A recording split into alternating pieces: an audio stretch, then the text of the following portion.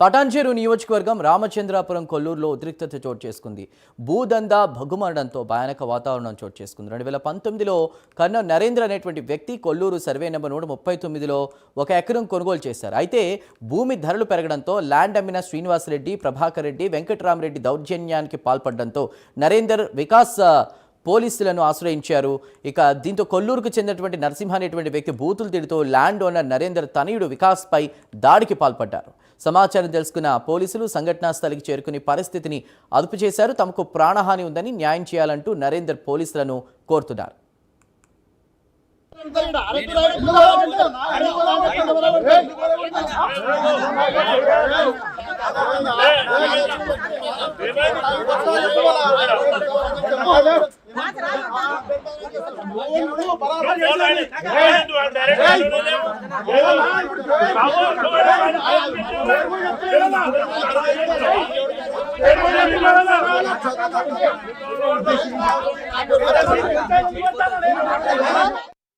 జోడించి చెప్తున్నాను. ఉప ముఖ్యమంత్రి బట్టి విక్రమార్క గారికి, రెవెన్యూ మినిస్టర్ పొంగులేటి శ్రీనివాసరెడ్డి గారికి, న్యాయస్థానానికి, పోలీసులకి, ప్రెస్ వారికి, ప్రజలకి అందరికీ నమస్కరించి చెప్పడం ఏమనగా, నేను 2019లో కొల్లూరులో 1 ఎకరం భూమి కొనడం జరిగింది. ఆ రోజు ఏ విధంగా దాని విలువ ఉందో అంత పెట్టి ప్రతి రూపాయి జమ చేసుకొని మేము రిజిస్ట్రేషన్ చేసుకోవడం జరిగింది.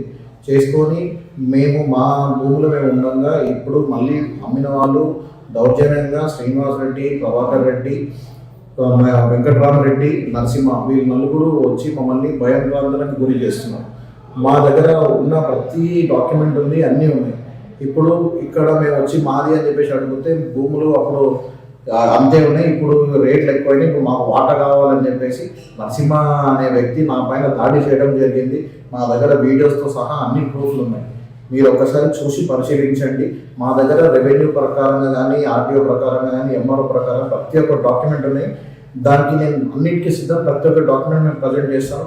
దాంట్లో ఏమైనా తప్పు ఉంటే మీరు నన్ను ఏ విధంగా శిక్షించినా నేను దానికి 100% రెడీ ఉన్నాను. సీఎం రేవంత్ రెడ్డి గారికి నా చేతులు జోడించి చెప్తున్నాను.